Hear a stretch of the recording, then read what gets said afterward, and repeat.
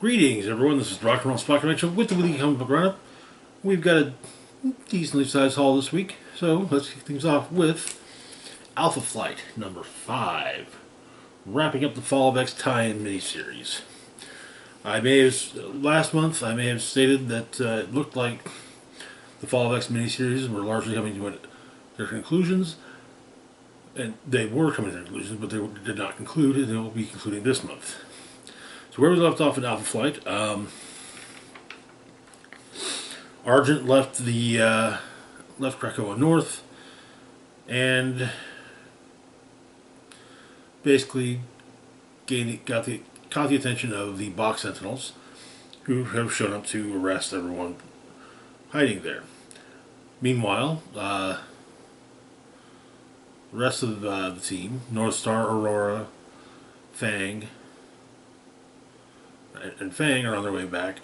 Nemesis is badly injured from the use of her sword, and Alpha Flight itself is still trying to thread the needle of appearing to still be working with Department H, while also helping North Star and company. So the issue opens with more of the Sentinels arriving at Krakoa North.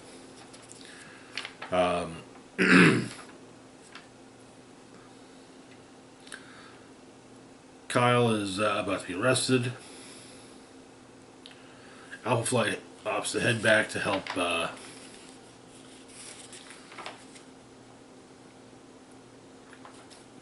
the mutants at Krakoa North, and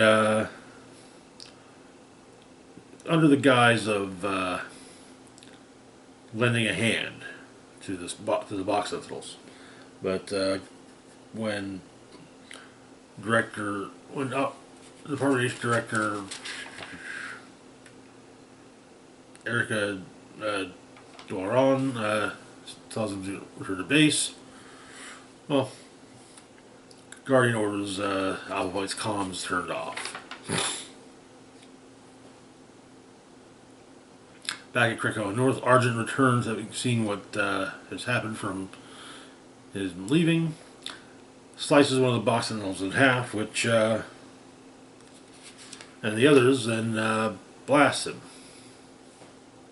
killing Argent. As the rest of the X-Men arrive, North Star smashes through the Box Sentinel to kill Argent.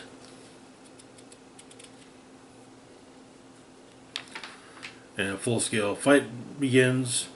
Roger Box has a bit of is processing the fact that one of the Sentinels just killed. Alpha Flight shows up to help. Feedback gets in on the assist as well.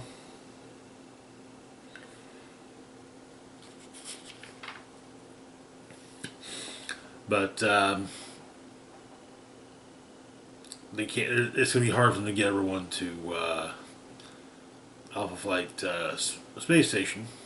But Nemesis has a plan. She'll teleport everyone up there using the sword.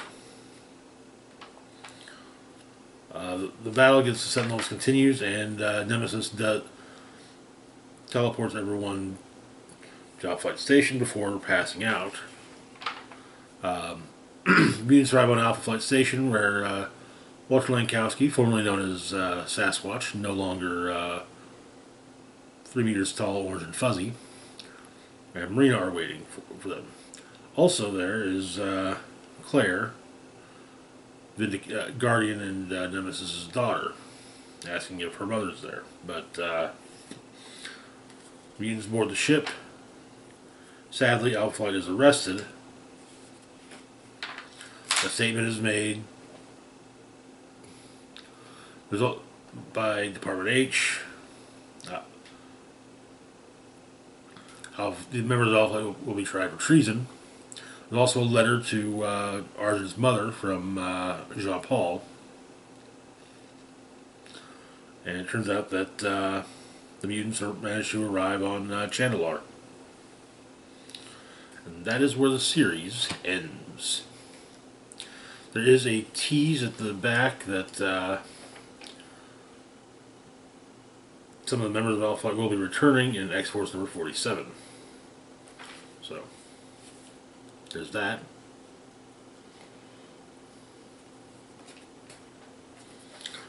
Next up, we've got the Invincible Iron Man number 13. Where we left off, Tony was working on a plan to get an army to help take down Orcus. Managing to and having married Emma Frost, basically, he has access to a rather large deposit of Mysterium. So the issue begins. A couple of Skrulls show up, opting to replace Tony and Emma while they head into space with Star Fox. Star Fox is relentlessly hitting on Emma and being constantly shot down. Ironheart is working on stealing a ship to transport Mysterium. She does so without issue. The Mysterium that Tony is getting is being held on Game World. There's a brief cameo from a certain duck whose first name starts with an H and ends with an Howard. But while turns out the heist is in progress, Emma and Tony deal with those trying to steal Krakoa's Mysterium. And, well, turns out there's a lot of Mysterium. So, but, they get it off world, return to Earth. Turns out that the Skrulls, got Tony and Emma's picture in the paper. And so, Tony and Emma decide to have a night out ice skating at Rockefeller Plaza. Mysterium has been gotten to Ironheart, who is awaiting a rendezvous, but there is a rendezvous, but not with who she was expecting. Forge shows up.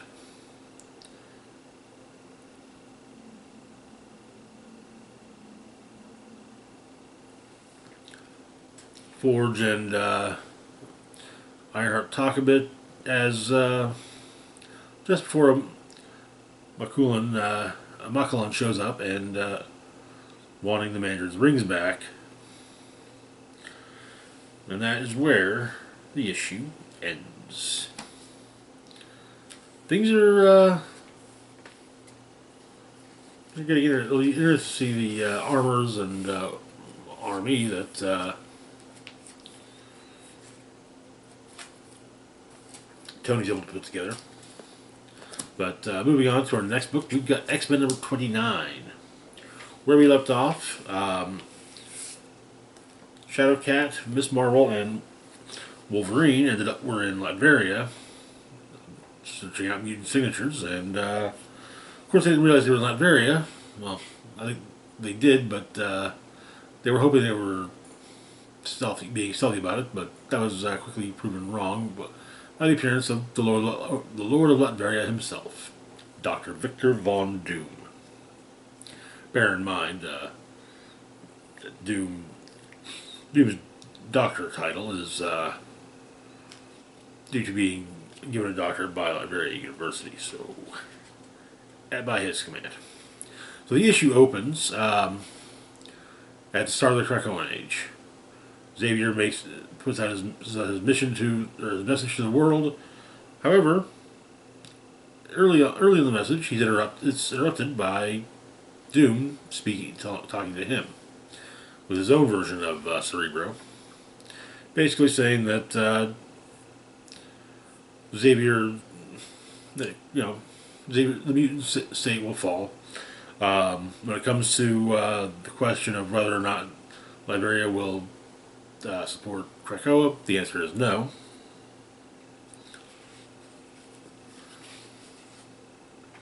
And we get some quick shots of Doom's X-Men over the span of a year, as well as write-ups of the Seven Daggers of Liberia, two of which their names are redacted. We have the Dreamer, younger of the twins by 3 minutes, has developed the power to enter dreams. When properly trained, all the secrets of mankind will be opened like a book to Doom. Iron Cloak, twin girl, gifted with the ability to bestow invulnerability by touch. The invulnerable subject lapses at her and redacted amount of time. First redacted name. Not ready to serve and may never be. She will stay where she is until she changes her mind. Then, Nerium. My eyes are upon her without wavering. The weather is fair now, but I question her allegiances after the change of the season. Slag. Zizek's blood is magma and his skin is rock. The hardest part of his body is his brain. I do wonder if his physiology negatively affects his decision making. I will see how he does on his latest furlough. And Volta Doom. She is the finest of them. The gift of her Doom Spear has bonded us. She could be an heir. And the final redacted name. His powers are too volatile to control at the moment, and so he shall remain enthralled until desperate measures are called for. But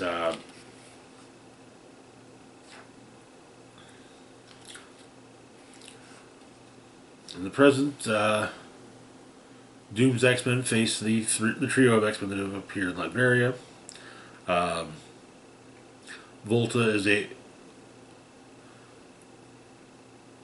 Volta's Doom Spear manages to at least briefly injure Wolverine. Miss Marvel tries to get the get everyone to talk rather than fight, but no, yeah.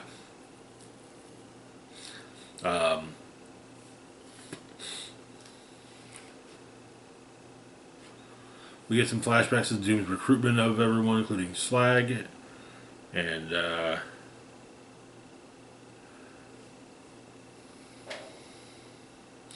Nerium. Neria has plant-based powers. States that she is the spirit of the land. She was apparently recruited by Doom from a freak show.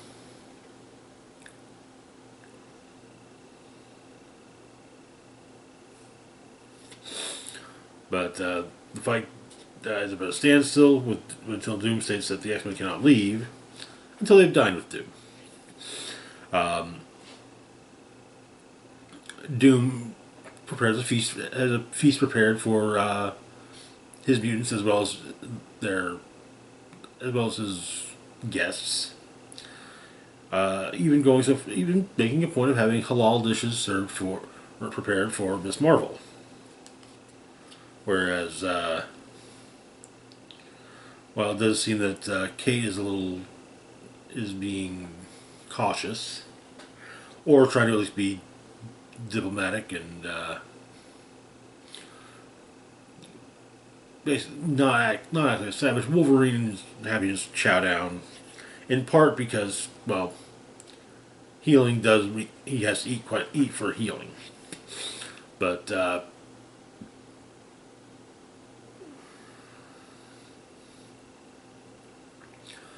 Doom states that he knew that Krakoa would fall,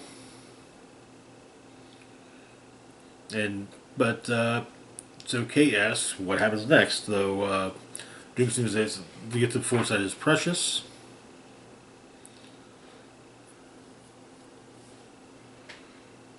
and not one he's going to share at the moment. Doom takes his leave, giving the X-Men time to talk with Doom's mutants.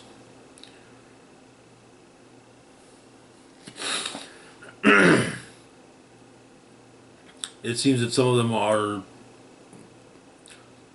definitely willing to aid in a full-scale assault against Orcus. The X-Men return to New York only to find their base trashed, blood everywhere. There's a the issue ends with a memo from Dr. Stasis stating that the trial of Cyclops by extension will be a trial of all Krakoa, which will be scheduled to commence in Paris. Also, and makes it clear that getting rid of the mutants is the first stage in a plan to basically get rid of all superhumans. And adding a postscript that those who wish to stay on with be considered for retention after the Orcus's victory should speak to their department heads. There will be some work to cleaning up and making sure that the human carriers of the X gene comply with reproduction laws that will be implemented in the next few months. This is going to say, while there is a new issue of X-Men coming out next month, there's also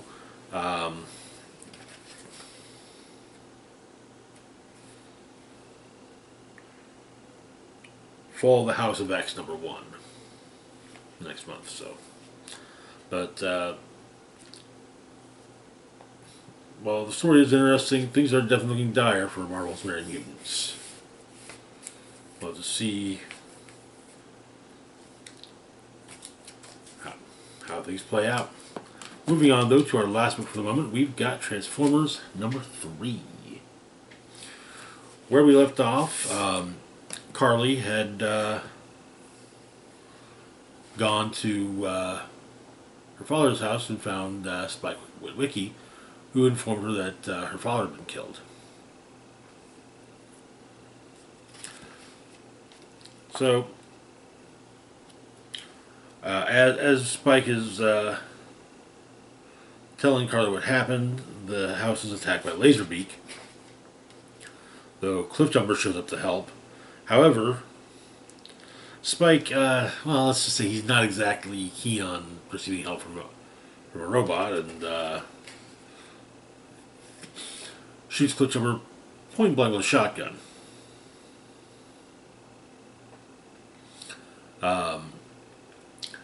Soundwave is trying to make the most of the materials that the Decepticons have stolen so that they can operate them at full power. Spike goes to the bar he drinks at. Apparently he wasn't the only one who had the idea of arming up to deal with the Transformers. Cliffjumper shows up and is fired upon, but then Skywarp arrives. So it's, well, with the intention of killing Carly, but, well, he'll gladly kill the rest, too. Optimus heads out with carrying Sam. Sam departs from Optimus when Optimus transforms. Optimus does get injured by Skywarp's assault, as well as the assault from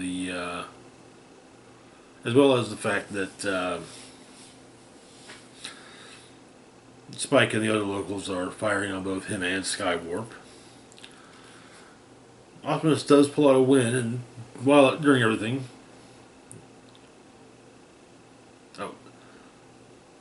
I was getting the wiggies mixed up.